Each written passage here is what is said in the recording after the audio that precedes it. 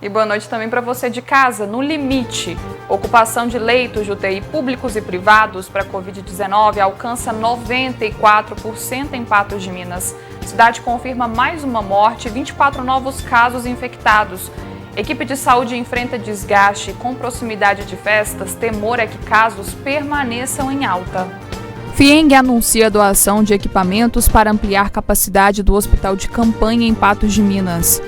Depois de servidores apresentarem sintomas, Câmara de Patos de Minas anuncia restrição para funcionamento e reuniões. Prefeito de BH compra vacinas para profissionais de saúde de BH. Patos de Minas e cidades vizinhas têm 40 foragidos da Justiça. Problema no abastecimento de água continua em Patos de Minas. Moradora do Barreiro relata dificuldades. Em outra casa, no Quebec, o problema é o esgoto. Em mais uma reportagem da série sobre o Rio da Prata, vamos mostrar como é o trabalho dos militares no combate e fiscalização da pesca predatória. O RT terá pouco mais de 2 meses para preparar plantel para o Campeonato Mineiro e tem até agora 6 jogadores contratados. Notícia e mais informações. No ar, o NTV News.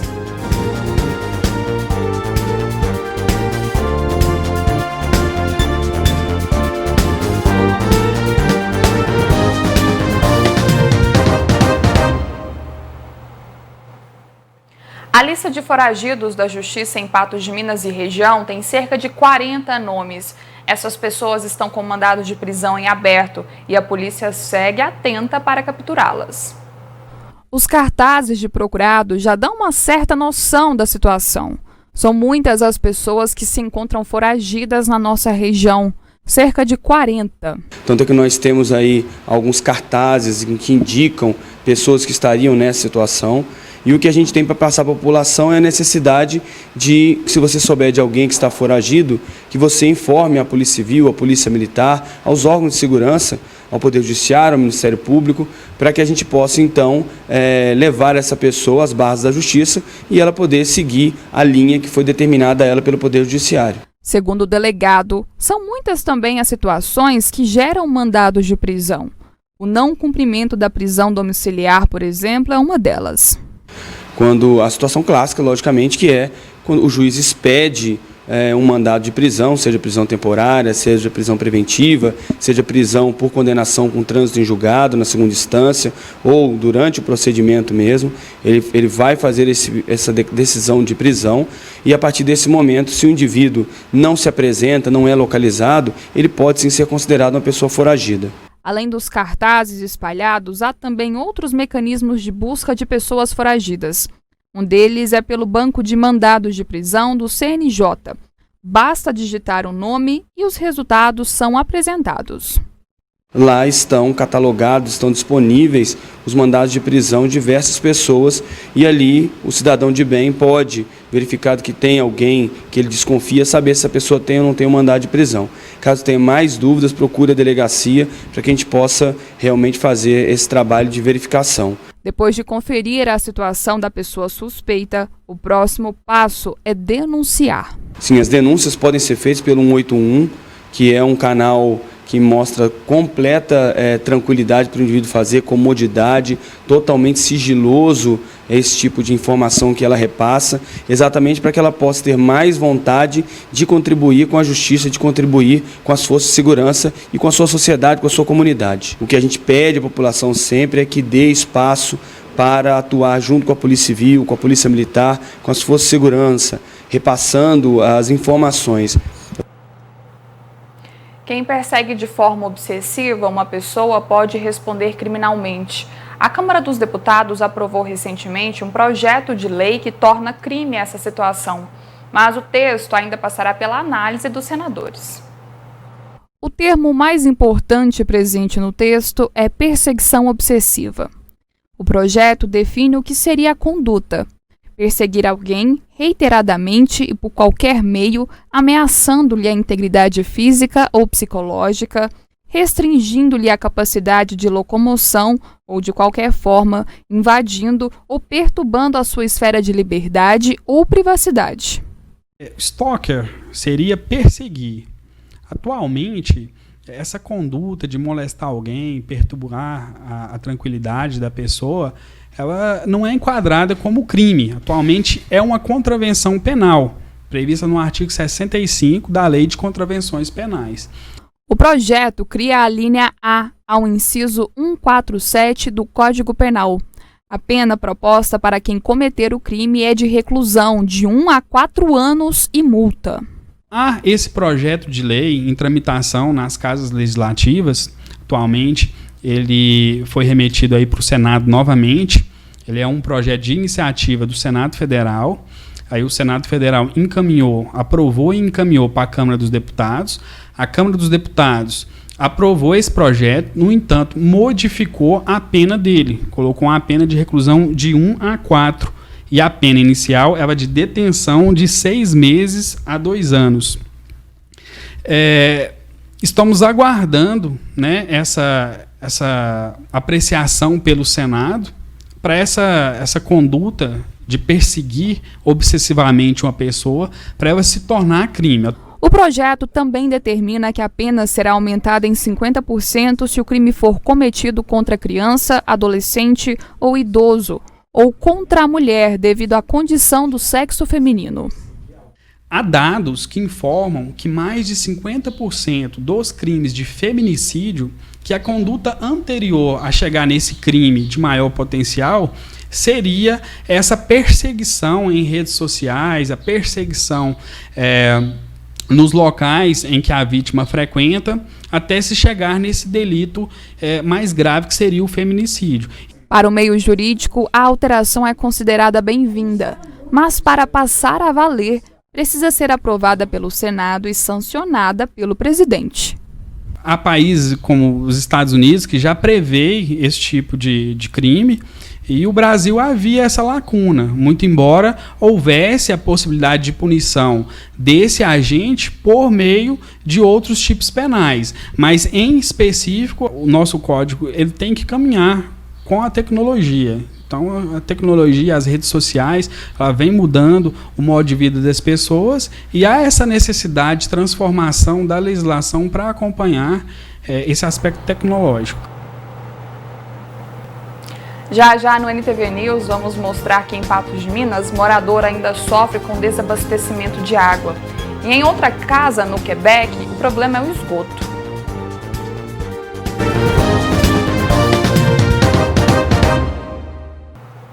A nova previsão do Ministério da Economia é de que o salário mínimo seja de R$ 1.088 a partir de janeiro de 2021.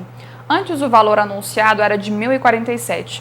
O reajuste está na proposta de alteração da Lei de Diretrizes Orçamentárias enviada nesta terça-feira ao Congresso Nacional. A mudança se deve ao crescimento da inflação nos últimos meses. Atualmente, o salário mínimo é de R$ 1.045. Ficar sem água por um dia já é difícil, imagina por 2 semanas. Essa é a situação em uma casa no bairro Barreiro. Há 2 semanas falta água na casa da dona Lúcia. As roupas estão acumulando no cesto e até para fazer comida tem sido complicado. Aqui fica direto sem água, né? Mas por agora está 2 semanas. Mas direto falta. Tem comprado comida e tem feito, tem que fazer. A gente precisa da água para fazer qualquer coisa, né? Não tem. A mulher conta que já ligou na companhia de saneamento da cidade, mas o que foi informado é que não há nada de errado na rede que justifique a falta d'água. Todo dia eu ligo no Copasa. Eles falam que vai resolver e não resolve nada. Nem aqui parece, né? Pareceu um dia só na semana. Semana passada que eu liguei, eles vieram aqui, eu registro e viu que estava tudo ok, não tinha nada. Não tinha tabu para pagar, não tinha nada de defeito no registro. Só falou isso, não tem nada de defeito, não, foi embora. Sem saber o que fazer, ela pede respostas. A raiva, ontem eu passei até mal, de tanta raiva. Eu fiquei de ter roupa para lavar, comida para fazer, e casa para arrumar, e não ter água nas torneiras. É por isso que eu chamei vocês, né? Aqui, né? Porque, tipo assim, a gente não tem voz. A gente liga lá, a gente vai lá, fala. E fica por isso mesmo. Aí eu resolvi chamar vocês para vocês dar um jeito, né? Segundo a Copasa, os técnicos foram na casa da Lúcia Helena para verificar o motivo da falta d'água, uma vez que o sistema de abastecimento na região está em perfeito funcionamento, garantiu a companhia.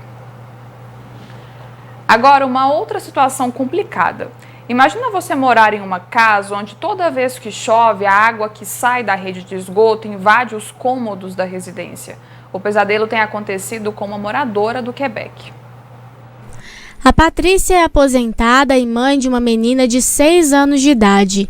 Há tempos ela sofre com um problema na casa dela. Todas as vezes que chove, os cômodos da casa são invadidos pela água que vaza do esgoto. Eu estou passando por esse problema já tem 4 anos. Que toda vez que chove, a minha casa enche de água da chuva, sabe?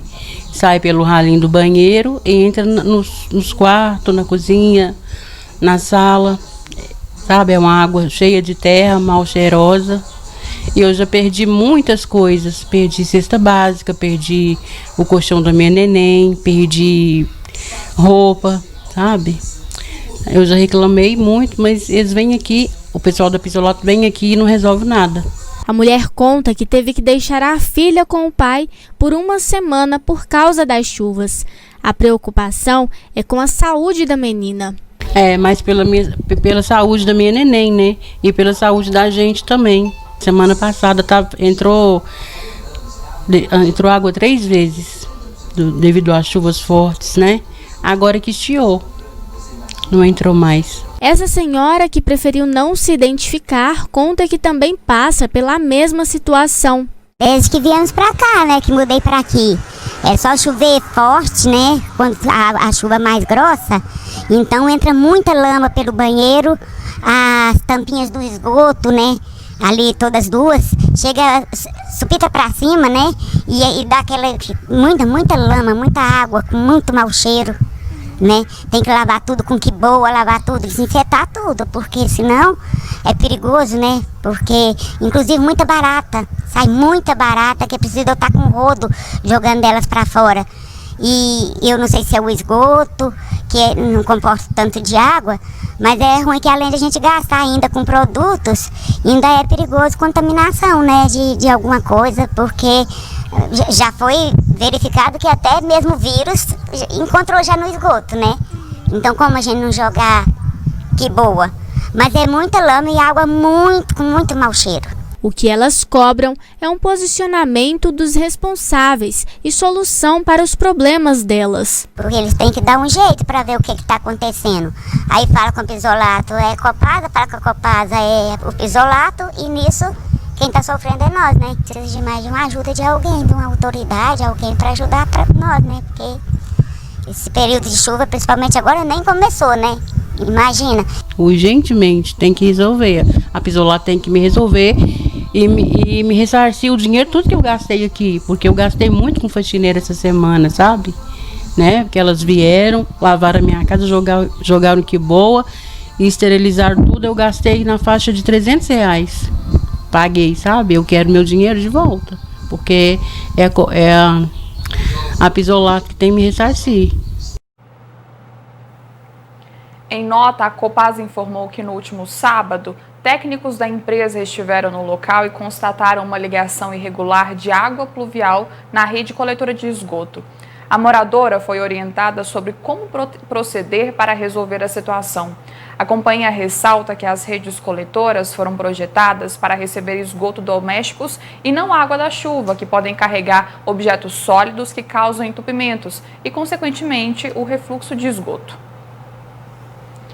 Depois do intervalo, a gente mostra os desafios da URT para se preparar para o Mineiro, que tem data para começar em 2021. E em mais uma série da reportagem sobre o Rio da Prata, vamos mostrar como é o trabalho dos militares no combate à pesca predatória.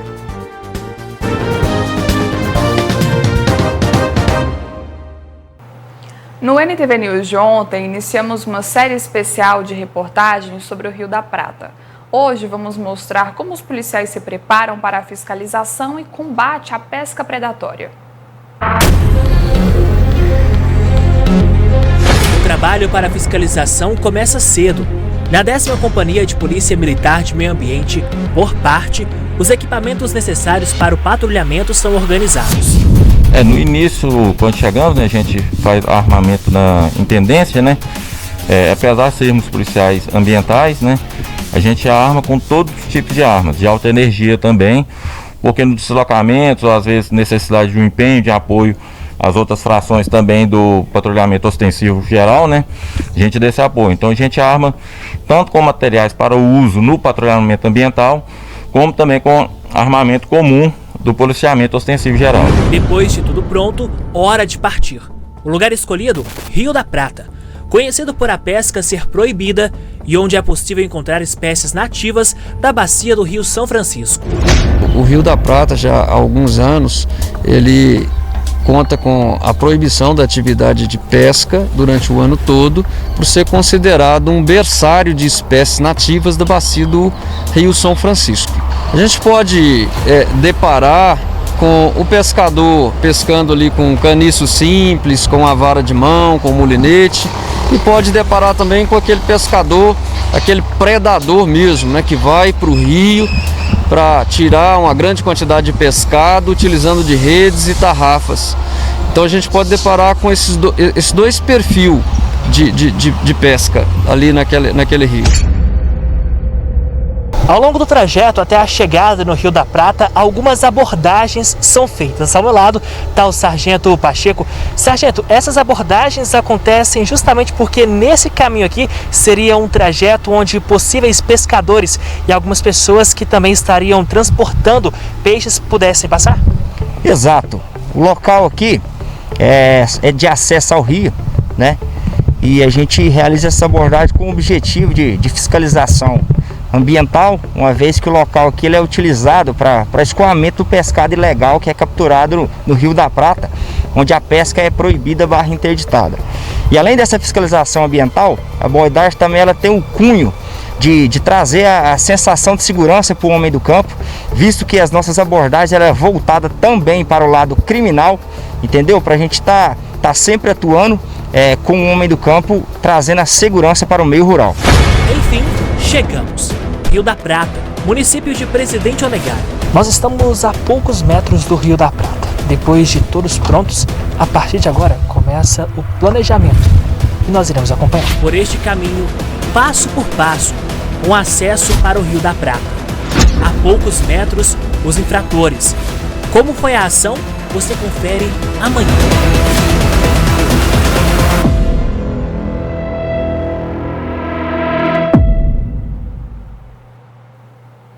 O Campeonato Mineiro 2021 tem data marcada para começar, 28 de fevereiro. Com um pouco mais de 2 meses de preparativos, a URT já mostra alguns planos para o futuro. Assim como a maioria das pessoas, os clubes esportivos contam os dias para a chegada de 2021. Para a URT, é em fevereiro que a equipe entra em campo. Mas antes do campeonato começar, o trabalho acontece fora dos gramados. O treinador Wellington Farjado e sua equipe técnica somam esforços para contratar os jogadores. Eu apresentei o modelo de jogo no PowerPoint, né? O tipo de jogadores que eu gostava para cada função dentro dos 11 jogadores, né? Jogadores de força, de intensidade, de potência, um grupo com a média de idade de 27, 28 anos de idade, entendeu? Jogadores em termos de estatura nos locais que a gente entende que é fundamental, a gente procurou atletas também de uma boa estatura na onde que a gente acha que é importante. Então a gente traçou um perfil do atleta e fomos atrás desse perfil, tanto no banco de dados, quando foi abastecida desde o primeiro momento, como agora no fechamento das contratações. Renan Rinaldi, Pedro Rosa e João Paulo foram os primeiros a serem anunciados. Nesta terça, mais 2 nomes compõem a lista dos novos contratados. Hoje a gente divulgou o meia, Evaí, né, um atleta, né, com boa rodagem, boa qualidade técnica, um atleta que já trabalhou com o professor Farjado, e também fechamos com o Jean Carlos, que é um volante, também já trabalhou com o professor Farjado, um atleta que ele conhece todas as suas qualidades, características. São 2 atletas que a gente acredita que vai somar muito dentro do elenco. Segundo o gerente de futebol, 60% da equipe já está em fase final de contratação. A dificuldade que o time tem encontrado relaciona-se com a pandemia, no sentido de que tem sido difícil fechar os contratos com jogadores que ainda estão representando equipes. A gente ainda tem, né, uma dificuldade, um desafio muito grande a respeito de contratos, né, para a gente acabar de fechar acerto com atletas, porque tem atletas ainda, né, que estão a nível de Série D, de Série C, né, alguns atletas também que a gente tem acompanhado de Série B estão atuando, então neste momento fica difícil, né, porque o atleta quer terminar o seu contrato, então a gente é mais difícil em questão de dialogar mesmo, fechar uma proposta com o atleta. Na sequência, tem a análise da notícia. Um dos assuntos em pauta é a Covid-19. A ocupação de leitos de UTI públicos e privados alcança 94% em Patos de Minas. E depois de servidores apresentarem sintomas, Câmara de Patos de Minas anuncia restrição para funcionamento e reuniões.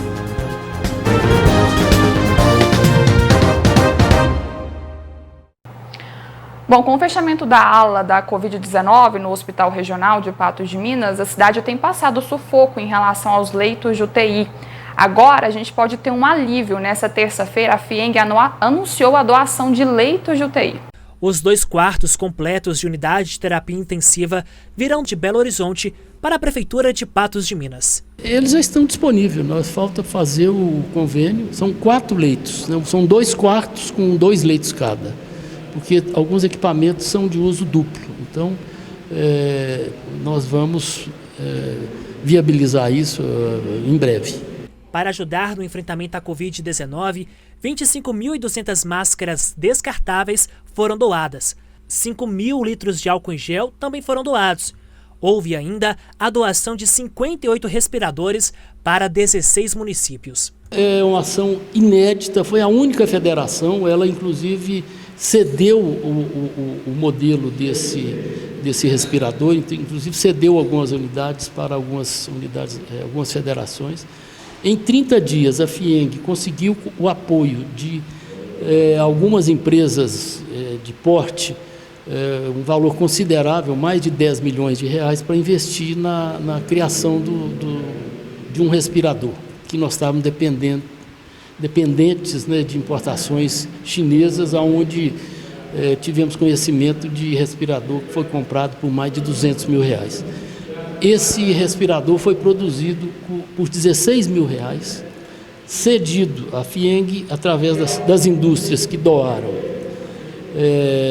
Comprou 1.600 respiradores, doou para o Estado, quer dizer, isso elevou demais a capacidade de atendimento através de respiradores, né, a vítimas da Covid. A FIENG nos ofereceu aí, nós consultamos todas as cidades aqui da nossa região e todas que demandaram, nós conseguimos atender as demandas de todas, no total de 58 respiradores. Aqui para Patos vieram 25. Conseguimos 4 leitos de UTI, que são 2 quartos com 2 leitos, cada quarto, que também nós vamos doar aqui para a Prefeitura, para aumentar a capacidade de atendimento. Então, a doação de álcool, a indústria, os sindicatos das bebidas do açúcar e do álcool se uniram, doaram durante 8 meses, semanalmente, 10 mil litros. Esse trabalho, junto com máscaras, onde nós também, a FIENG montou dentro das suas unidades de costura, nós voltamos para a produção de máscara dentro das unidades do Senai. Também isso foi muito importante. Pois é, Ludmila, a situação não tem sido fácil, né, aqui em Patos de Minas em relação ao enfrentamento à pandemia, e foi realmente necessário uma doação, tem sido muito necessária a doação, a mobilização dessas pessoas de fora, porque parece que, se depender do governo, não há muito o que fazer, nada tem sido feito de maneira muito efetiva. Jéssica, e esse é um questionamento que a gente reforçou à Rede FEMIG nesta terça-feira, sobre quando essa ala Covid do Hospital Regional Antônio Dias será, ou se será reaberta, e quando será, porque essa é a grande angústia nesse momento. A gente não entende muito bem por que ela foi fechada, se estava funcionando com uma equipe médica e que tiveram seus contratos interrompidos, acabaram esses contratos e aí novos chamamentos emergenciais abertos. E no momento crítico a gente tem toda essa situação. Não é a primeira doação da FIENG, não é a primeira doação de outras entidades à Prefeitura de Patos de Minas para equipar os hospitais, para fornecer equipamentos de EPI também aos servidores, aos profissionais de saúde da linha de frente. Então a gente percebe aí uma mobilização da sociedade como um todo para buscar alternativas em um momento crítico, em um momento preocupante. A gente sabe que o cenário, a gente acabou de mostrar o percentual de ocupação, é altíssimo, principalmente leitos de UTI, e poderíamos estar numa situação mais tranquila ou menos preocupante se a ala Covid no hospital regional estivesse em pleno funcionamento. Então, são questionamentos difíceis de serem respondidos.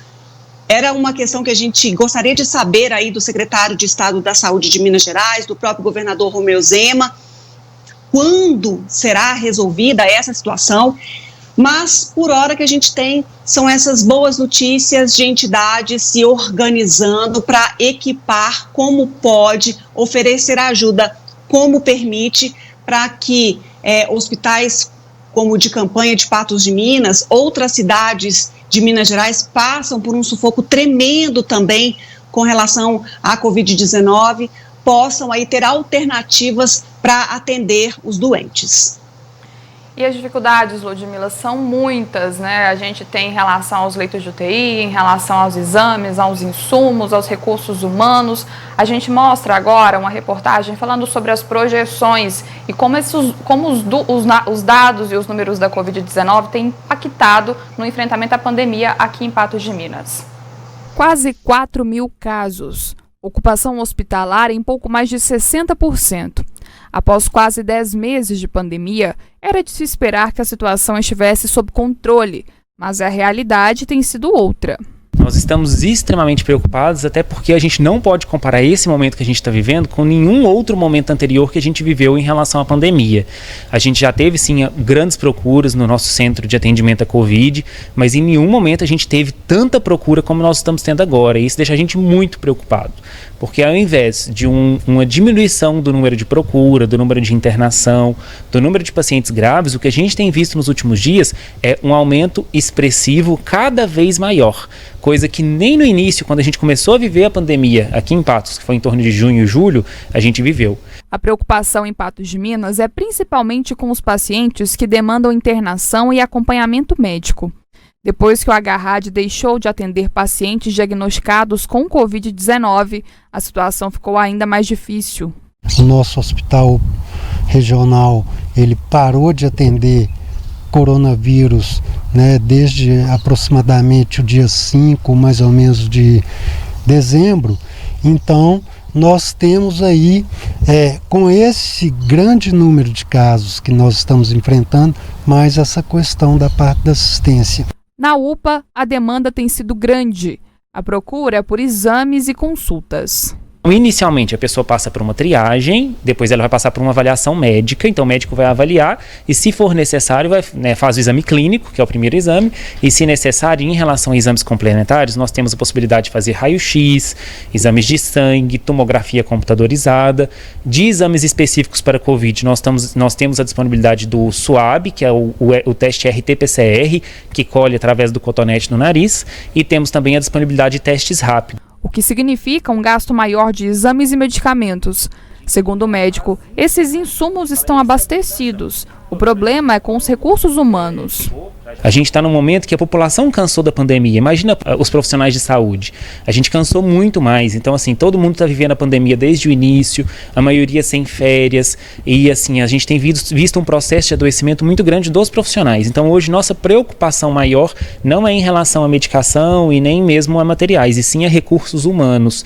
Cada dia mais você chega na UPA e às vezes tem médico de atestado, tem enfermeiros de atestado, por conta de saúde mental ou por conta de Covid, porque também os profissionais de saúde voltaram a ser infectados, e isso, né, prejudica muito o andamento do trabalho e a assistência à população. E para finalizar, mais uma dificuldade: as movimentações e festas de fim de ano. A orientação do setor da saúde é clara: aproveitar o momento com muita cautela. Nós vamos ter que enfrentar um Natal e um Réveillon, né, mais individual, mais solitário, no sentido de que a gente tem que se prevenir contra a infecção. Haja visto que é altamente propício o momento, né, para a disseminação do vírus. Porque se as pessoas estão se aglomerando, né, elas com certeza vão estar aí com uma taxa de transmissão maior em decorrência dessa aglomeração, dessas festividades que nós vamos estar enfrentando. Pois é, se os números não são suficientes, né, para mudar o comportamento das pessoas em relação à pandemia, tá aí o alerta dos profissionais e das pessoas que lidam com isso no dia a dia, né? Jéssica, a gente só espera que esse recado que não é novo, esse alerta que não é novo, entre de alguma forma na cabeça das pessoas, para que tenham aí compaixão com o próximo, porque pelo jeito com a saúde, com a vida, não há nenhuma preocupação. Bom, Ludmila, no NTV News de hoje a gente fica por aqui, né? Antes da gente se despedir, de verdade, por favor, as informações do programa Espaço Feminino de amanhã. Afinal, hoje é terça-feira, quarta-feira se aproxima. Hoje é terça-feira, Jéssica, olha só, contagem regressiva para o final de ano. E é uma semana, assim, atrás da outra, que a gente não vê esse tempo passar, tamanha é a correria. E não tem sido diferente nesse 2021, nesse fechamento de ano. E nesse 2020, né, para o fechamento, reta final, para a chegada de um novo ano que seja muito melhor. No nosso programa Espaço Feminino de amanhã, a gente vai dar várias dicas de organização, porque a gente vai mostrar aquela promoção que nós lançamos no programa Cantinho com Amor, e a gente foi até a casa das pessoas ganhadoras da promoção, a gente mostra a primeira ganhadora, e aí a gente vai, pega carona e recebe muitas dicas para deixar os nossos espaços de casa organizados também. Natal se aproxima, semana que vem, olha só, e que tal organizar uma mesa bonita para ceiarmos com os nossos familiares num grupo restrito, porque a gente acabou de ver aí até o alerta para que tenhamos aí cuidado até mesmo com essas festividades, porque não é que estamos em família que não há nenhum tipo de risco, nenhum tipo de preocupação, pelo contrário. Mas a gente vai dar algumas dicas, mostrar como é que a gente organiza uma mesa, até promovendo o distanciamento, Jéssica, para que tenhamos aí um Natal, se é que a gente pode chamar de leve, mas um Natal bonito, viu? E tem muito mais, tem papo reto, tem factual, a gente conversa de tudo um pouco amanhã a partir das 18 horas, aqui pela NTV no Espaço Feminino. E claro, eu vou te esperar, assista pelo canal 8.1, pode assistir também pela internet no nosso site ntv.tv.br e também pelas redes sociais @NTV Patos de Minas. Muito obrigada pela sua companhia, pela sua audiência. Beijo. Boa noite, Jéssica. Boa noite, Ludmila. A gente se fala amanhã. E a gente volta com mais informações em uma nova edição do NTV News amanhã às 19 horas, tá? Até lá você também pode se informar pelo portal Pato Já. Tenha uma ótima noite.